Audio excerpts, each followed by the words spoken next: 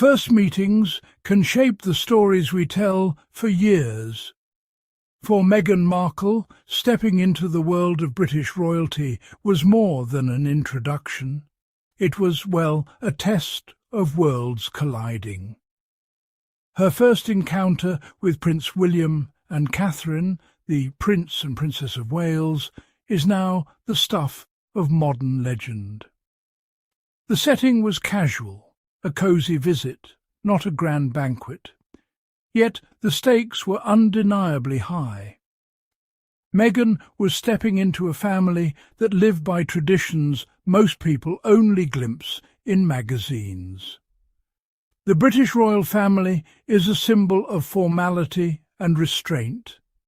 In such a setting, the smallest gestures echo loudly. Every detail is loaded with meaning. Meghan's choice that day would become a talking point for years. She did not arrive in a ball gown, nor did she wear pearls. Instead, she greeted her future in-laws barefoot, clad in ripped jeans. The image was striking. Imagine, just for a moment, the clash of California ease with British reserve. Her choice was not just about clothes. It signalled a different way of thinking about family, boundaries and belonging.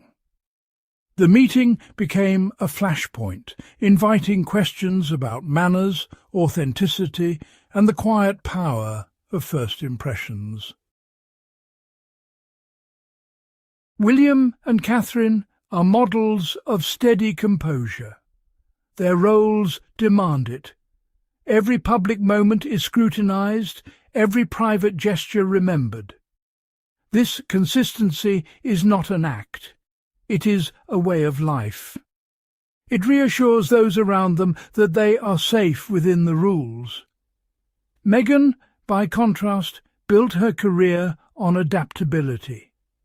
As an actress, she learned to shape herself to fit different roles.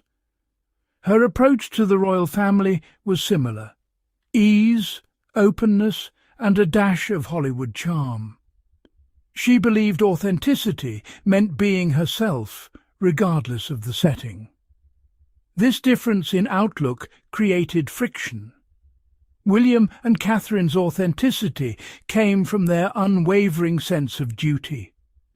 Meghan's authenticity was tied to self-expression. She believed in performance as a route to connection. The royals valued steadiness and subtlety. Neither approach is inherently wrong, but in a setting governed by tradition, adaptability can look like carelessness. Consistency, on the other hand, reassures and unites. The clash of these worldviews coloured every interaction that followed. How we tell our stories, well, it really shapes how others see us, and how we see ourselves too. Meghan, when recounting her first meeting with William and Catherine, framed the event as, a cultural misunderstanding. She described herself as relaxed and genuine, honestly surprised by the stiffness of the royal welcome. In her narrative, the focus is on the difference between American warmth and British reserve. Meghan positions herself as open-minded, even as a victim of outdated customs. She suggests the awkwardness was not her fault, but rather a symptom of royal coldness. William and Catherine, if they were to tell the story, might well emphasise respect for tradition. Their discomfort wasn't about Meghan as a person, but about the setting and its expectations. The framing here truly matters. Meghan's version leans toward performance, making herself the relatable protagonist. When we retell events, we reveal what matters most to us. Meghan's framing highlights her values: openness, informality, self-expression. But you see, it also shows a lack of awareness of the deeper meaning behind royal boundaries. Good manners are not about rules for rules' sake. They are about tuning into the needs and comfort of others. In any setting, but especially in family introductions, context matters. What feels natural in one home can feel out of place in another. For William and Catherine, boundaries are part of daily life. They guard their private selves amid constant public interest. Meghan's approach, breezy and informal, overlooked this context. She brought her own norms, hoping to make everyone feel at ease. Instead, she unsettled her hosts. True etiquette is about humility. It means recognizing that your own comfort is not the only priority. When entering someone else's world, the first step is respect. By adapting to their customs, even if they seem strange, you show care for their feelings. Ignoring context is not a sign of authenticity. It can look like disregard. Good manners bridge gaps, making space for everyone, not just the newcomer. The way we recount our mistakes can reveal our character more than the mistakes themselves. Meghan's retelling of her first royal meeting is revealing.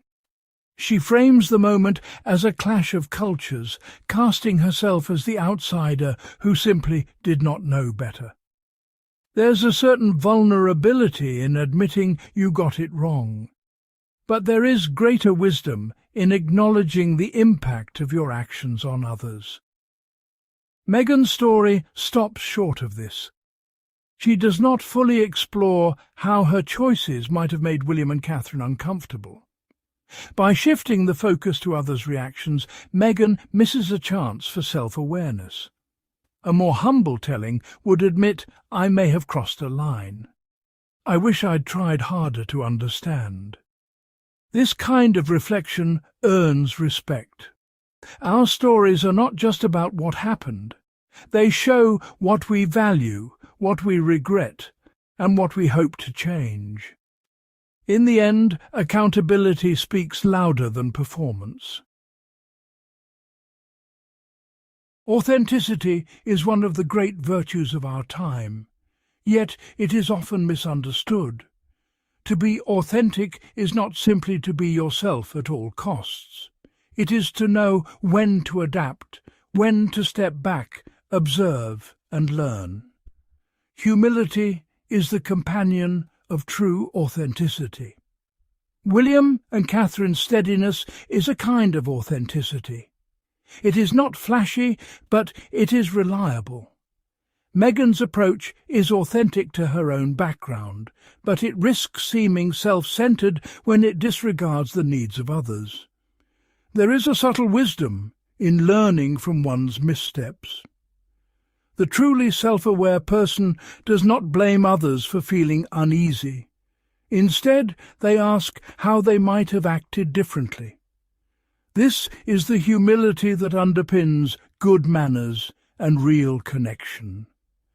Respect for social norms does not mean losing yourself.